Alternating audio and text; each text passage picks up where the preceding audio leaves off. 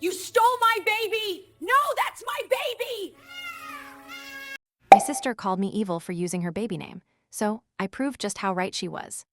From the time my sister Lily and I were children, she was fixated on replicating every aspect of my life. She enrolled in the same classes and tore my homework to shreds whenever my grades surpassed hers, then ran crying to our parents, accusing me of destroying her work. She stole and ripped my favorite outfits, even when she owned identical ones, simply to ensure I couldn't wear them. The final betrayal came when she seduced my first boyfriend and slept with him, despite previously claiming he wasn't her type. That single act shattered our relationship. We parted ways after high school and didn't even attend each other's weddings. Roughly a year ago, I announced my pregnancy on social media. Somehow, just 8 weeks later, Lily made the exact same announcement. Since we still weren't speaking, I had no idea if her pregnancy was real or not until I gave birth to my son, Xander, 1 week ago. After receiving congratulations from everyone, my sister called me 3 days later, the first time we'd spoken in over a decade. She didn't bother with greetings. Instead, she screamed so loudly I had to hold the phone away from my ear, accusing me of stealing the baby name she had supposedly dreamed of since childhood. That was a lie. She had always said she wanted the name Kai. Coincidentally, that was the name I'd considered for a son when I was younger. Lily ranted for 40 minutes straight, claiming I had orchestrated this perfectly to hurt her. According to her, I was a pathetic copycat without an original thought, stealing from a pregnant sister who deserved happiness more. When I tried to explain that we hadn't spoken in 10 years and I couldn't possibly have known her chosen name, she hung up and called our mother to report my cruelty. Mom, aware of our history, refused to take sides, sending Lily into a spiral of rage. Within hours, she posted a lengthy manifesto on Facebook about women who steal baby names from pregnant relatives, tagging half our family so everyone would know it was about me. She wanted a response, but I stayed silent. Her texts began at midnight and continued until dawn, hundreds of messages calling me pathetic, evil, diseased, and broken. She even threatened to come to my house to reclaim what was hers. After the 20th unhinged call over 2 days, each more deranged than the last, I started recording everything on my husband's phone. That decision proved crucial when she called from a blocked number at 3 a.m. one night. Her voice was flat and cold, as if she had crossed a terrible line in her mind. She said if she couldn't name her baby Xander, perhaps she shouldn't have a baby at all. "The stress you've caused might make me lose it anyway," she said. "Or maybe I'll just help it along. It would be your fault. You killed my baby by stealing its name." She described in detail the methods she had researched, insisting everyone would know I had driven her to it. I was shaking so hard I could barely hold the phone. The recording captured every horrifying word for 7 minutes straight. After hanging up, I woke my husband, and we devised a plan. The next morning, I called Lily back, feigning defeat. I told her she could have the name Xander. A baby's life was worth more than a name. She practically screamed in victory, asking how it felt to come in second place. I wanted to reach through the phone and strangle her, but I maintained the act. Over the following weeks, as her due date approached, she grew increasingly cocky. She took to social media, claiming I had finally admitted to being a thief and a copycat. She posted ultrasound photos labeled Baby Xander, tagging me in every post. I remained silent, knowing what was coming. For weeks later, our mother called from the hospital in hysterics. I just smiled because I knew what she was about to say. Lily had just delivered her baby, Xander, when 2 social workers entered with 3 security guards for a mandatory welfare check.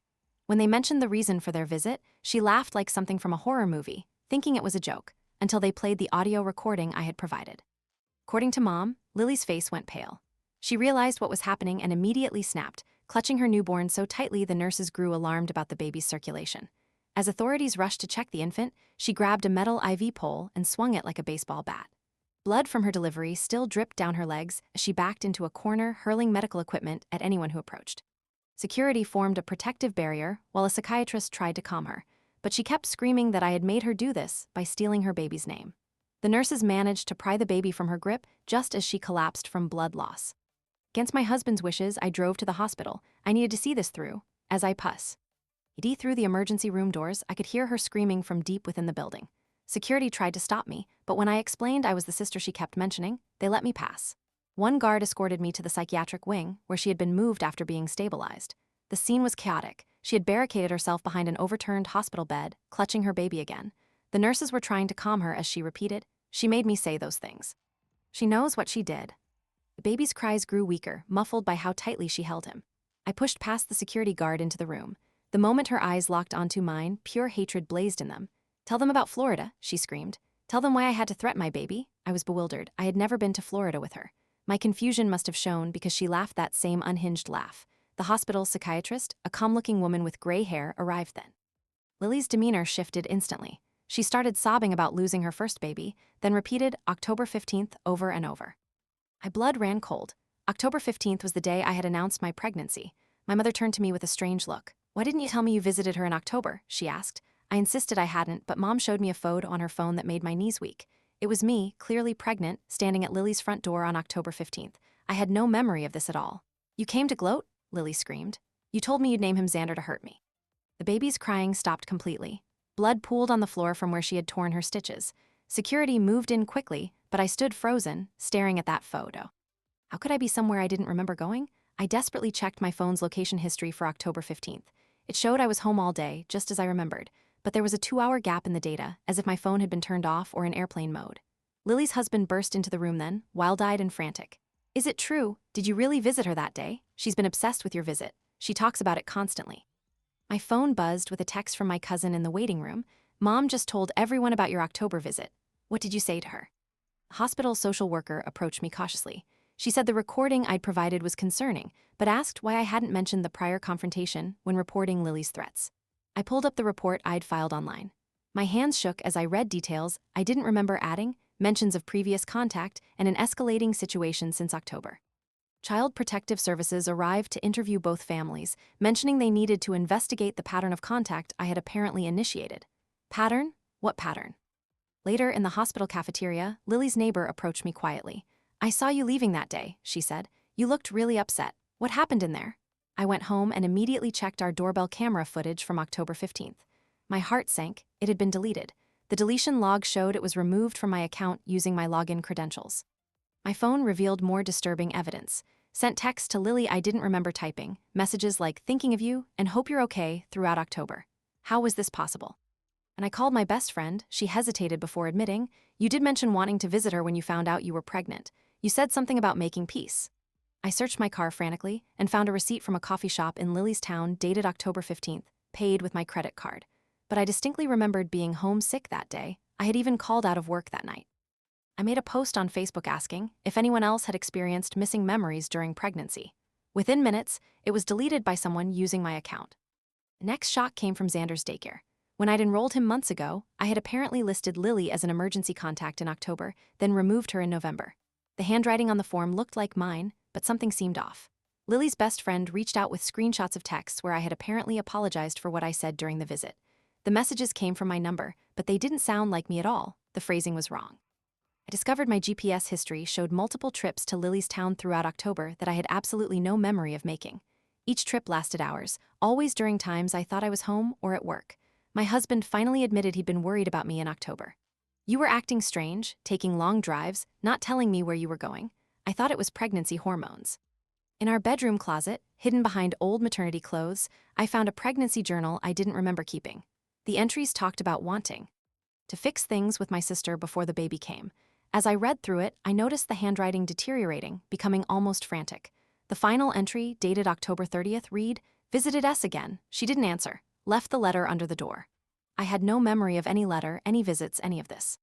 The evidence was overwhelming. Photos, receipts, texts, GPS data, witness accounts, all pointing to the same impossible truth.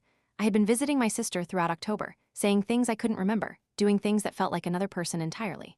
Lily's lawyer sent a cease and desist letter the following week with attached doorbell footage that made my stomach drop. 5 separate videos showed me at her door throughout October. Each visit was more disturbing than the last. In the first, I looked normal, knocking politely.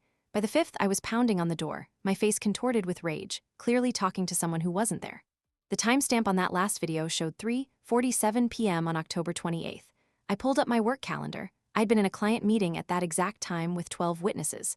My boss confirmed I'd never left the office that day. During my next OB-GYN appointment, I mentioned the memory issues. Dr. Martinez looked through my chart with a frown. "You asked me about this in November," she said slowly.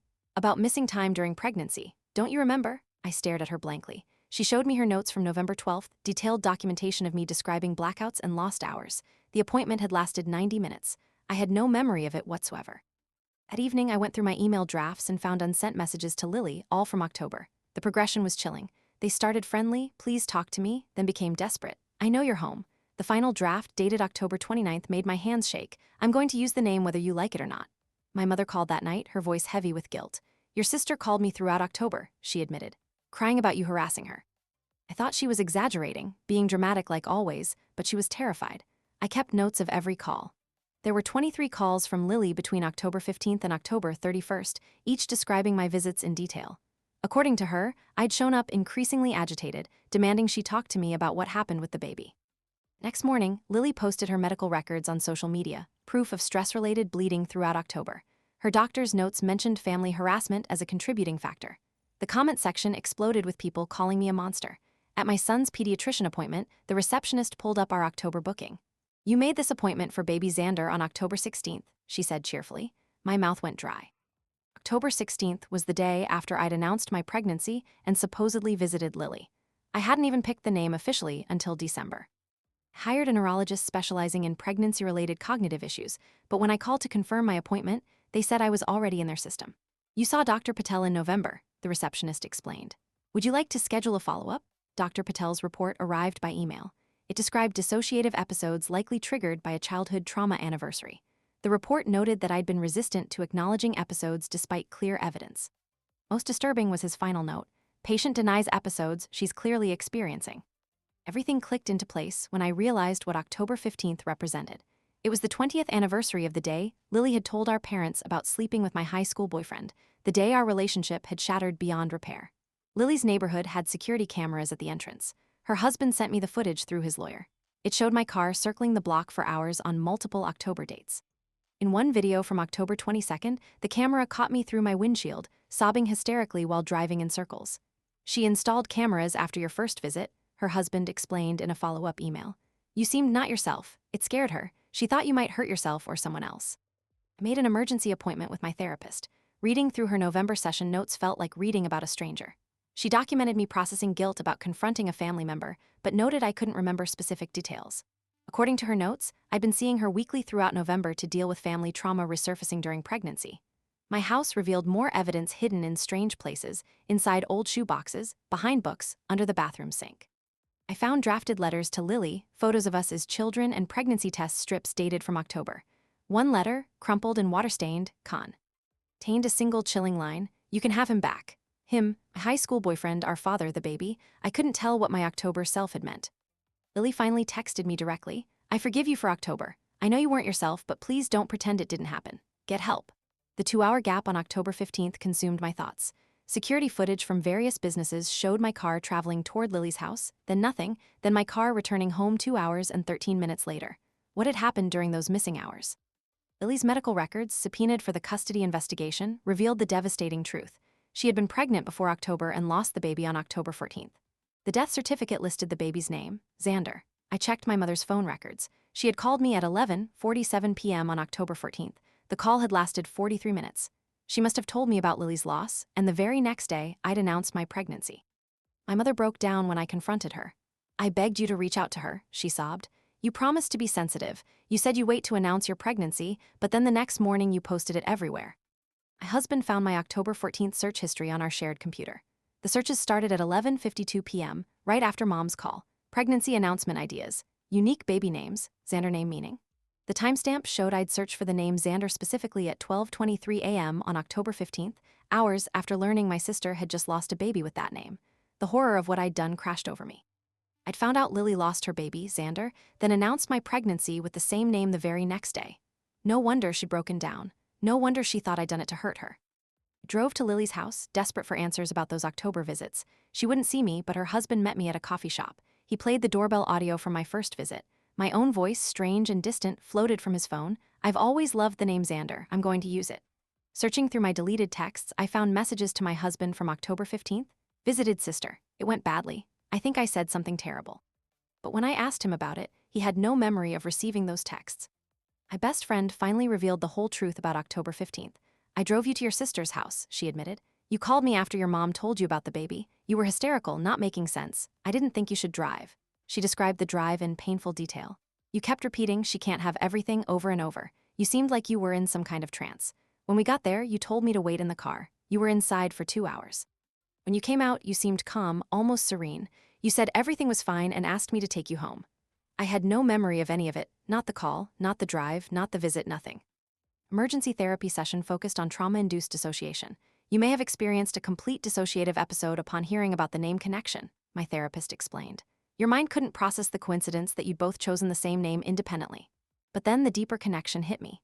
Xander was short for Alexander, our father's name, the name he'd always said he'd give to a son if he ever had one. We were both trying to honor our dead father through our babies. Lily's husband showed me her journal entries from October. One read, "She came here to hurt me. She knew about Xander. She chose that name to destroy me." But other entries showed confusion. "Can't remember what happened after she left. Why do I have bruises on my arms? Did I do this to myself?" My mother revealed the final piece of the puzzle. "Your father wanted a son so badly," she whispered. "He used to say if he had a boy, he'd name him after himself, Alexander. He'd call you both his failed attempts at Alexander. I thought you'd both forgot." We hadn't forgot. We'd internalized it so deeply that we'd both chosen to name our sons after the father who'd seen us as disappointments. We were fighting over a dead man's approval, using our babies to win a competition that existed only in our traumatized minds. I started recovering memories in fragments, standing at Lily's door, her face when she saw me pregnant and glowing, the words spilling from my mouth like poison. But the memories felt dreamlike, disconnected from reality. A hypnotherapy session revealed the worst of it. Under hypnosis, I recalled telling my sister, "Dad would have loved my baby more." It was the cruelest thing I could have said to a woman who just lost a child. The therapist had to end the session when I became hysterical. Lily started leaving voicemails at all hours. "Remember when Dad used to call us his failed attempts at Alexander? Remember how he'd look at us with such disappointment? Remember how we promised each other we'd never let him win?" Our husbands met secretly to discuss their concerns. I found out when my husband accidentally left his email open. They were both considering leaving us, taking the babies, convinced we were dangerous to our children. They'd been documenting our behavior, building cases for sole custody. Most unsettling discovery came during couples therapy. My husband revealed that I'd been having the same nightmare for months, our father holding a baby boy, turning away from us in disgust. Lily's husband reported she'd been having identical dreams. A court-ordered psychological evaluation was devastating. The evaluator noted we both showed signs of complex PTSD from childhood trauma triggered by pregnancy and parenthood. The sisters are remarkably similar in their pathology, the report stated. Both are reliving childhood trauma through their infants. The family court judge ordered supervised visitation only. Both of us lost full custody temporarily, our babies placed with our husbands' families while we underwent mandatory trauma therapy. The courtroom scene was surreal. Two sisters who hadn't spoken in decades, sitting side by side, losing their children for the same reason. In group therapy for trauma survivors, we met another woman dealing with similar sister dynamics. She pulled us aside after one session. "I had a sister like you two," she said quietly. "We fought over our father's love until the day she died. She took her own life rather than lose to me. Don't let it get that far." Court-mandated joint therapy sessions. The first time Lily and I sat in the same room intentionally in 20 years, neither of us could speak. We just stared at each other, two women destroyed by the same ghost. Our therapist made us confront the core issue. "You're not fighting over a name," she said gently. "You're fighting over who deserved to exist in your father's eyes." We both started crying simultaneously, the same broken sound from two throats. During one session, I remembered another detail from October. I told Lily about my previous pregnancy losses, 3 of them over the years. Each baby had been named Alexander in my mind. I've been trying to give my father his son for 2 decades.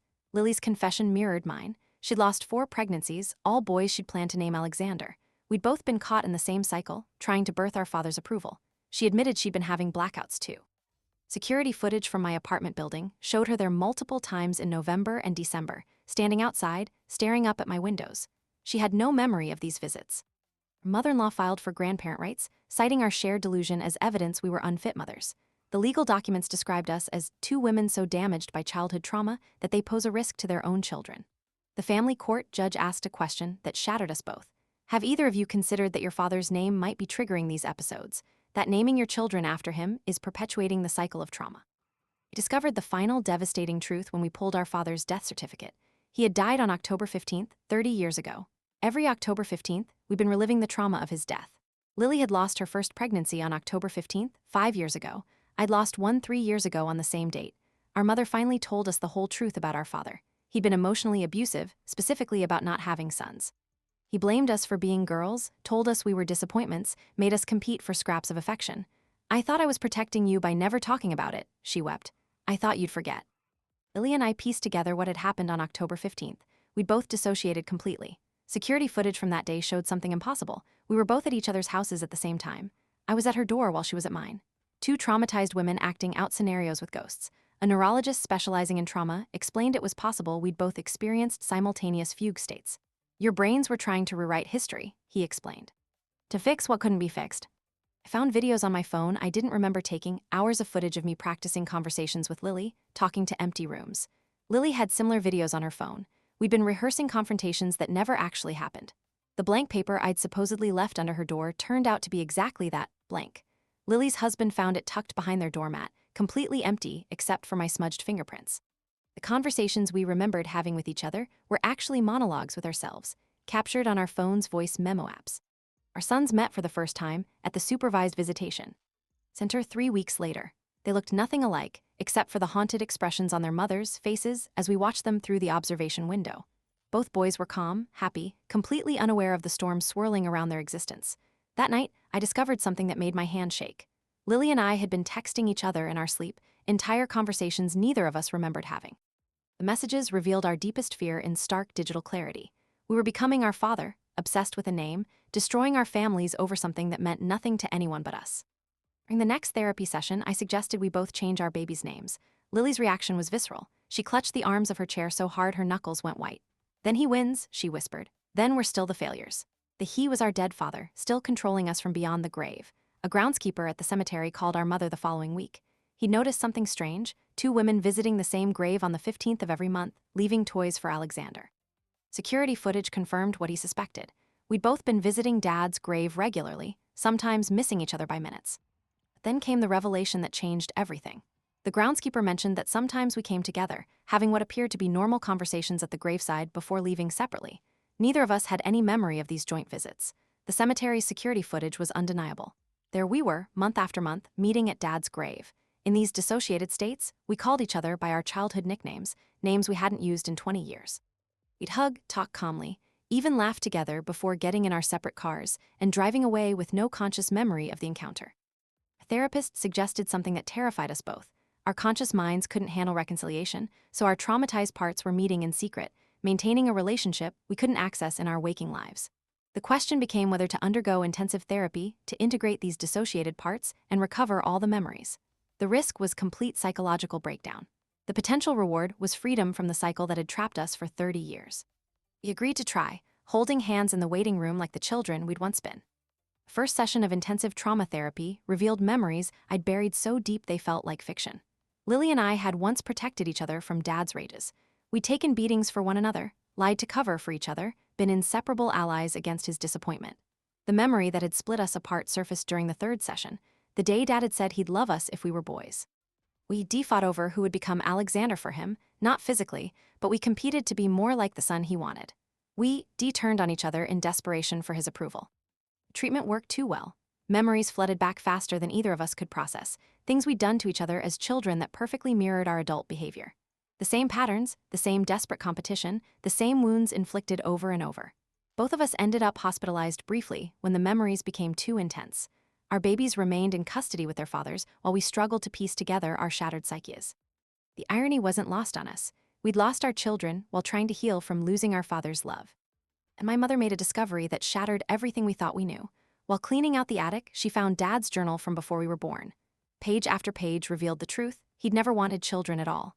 Alexander wasn't even a name he'd chosen. It was his own father's name, a man he despised. The name that had destroyed our lives meant nothing to him. He'd been indifferent to us, not disappointed. We invented the rejection, created the competition, destroyed ourselves over a phantom preference that had never existed. Mom confirmed what the journal revealed. He'd barely noticed us, too wrapped up in his own struggles to care what we were named or who we became. Lily and I met at Dad's grave one last time, both fully conscious, both remembering everything. We stood there in silence, staring at the headstone of a man who'd never thought about us as much as we'd thought about him. The decision to change our sons' names came simultaneously, not from shame or defeat, but from a desperate need to free them from the weight of our trauma. At the courthouse, we filled out the paperwork separately, agreeing not to share our choices until after the legal changes were complete. When the clerk handed us our copies, we looked at each other's forms. Both of us had chosen names that meant peace in different languages, not because we planned it, but because that's all either of us wanted anymore. Peace from the war we'd inherited and perpetuated. Joint custody was restored 6 months later with mandatory weekly therapy sessions. We were different people by then, or perhaps we were finally the people we'd always been underneath the trauma. The supervised visitation reports noted our marked improvement in emotional regulation and interpersonal functioning. The first time we took our sons to the park together without supervision, we sat on opposite benches, not ready for more proximity, but no longer fleeing from each other's presence. The boys played in the sandbox between us, babbling in the universal language of toddlers, oblivious to the significance of the moment. They looked like brothers because that's what they were, cousins bound by their mothers, shared wounds, and tentative healing. My phone buzzed with a text from Lily. "I remember loving you once." I typed back, "I remember too." We didn't hug or cry or have a dramatic reconciliation. We simply sat there, two women learning to exist in the same space without war. 1 year later, we developed a routine that worked for us. Every month, we met at a diner exactly halfway between our homes. We never sat together. Instead, we took adjacent booths, sitting back to back, our sons in high chairs beside us. We didn't speak directly, but we could hear each other ordering, soothing our children, existing. It was the most intimate relationship two strangers who shared everything could manage. We couldn't be sisters in the traditional sense, too much damage, too many scars. But we could be this, two women who'd stopped fighting our father's ghost, raising our sons without the burden of a name that had nearly destroyed us. Waitress who served us every month once asked if we knew each other, noting how we always came in at the same time and sat in the same arrangement. Lily answered before I could. "We used to." And that was the truth. We used to know each other before trauma split us into fragments. Now we were learning something harder than reconciliation: how to simply coexist, how to stop the cycle without forcing a closeness that might shatter us again. Our sons would grow up knowing each other, but not the story that had almost prevented their existence. They'd be cousins without the weight of their mother's history, free to form their own relationship without the ghost of Alexander haunting their playgrounds. Last entry in my therapy journal summed up what we'd achieved. Not healing, but a cessation of harm. Not sisterhood, but an end to war. Not what we dreamed, but more than we dared hope. And in the quiet spaces between our back-to-back breathing at the diner, in the sound of our sons playing with the same toys without competition, in the simple act of showing up month after month without fleeing, there was something that might eventually grow into peace.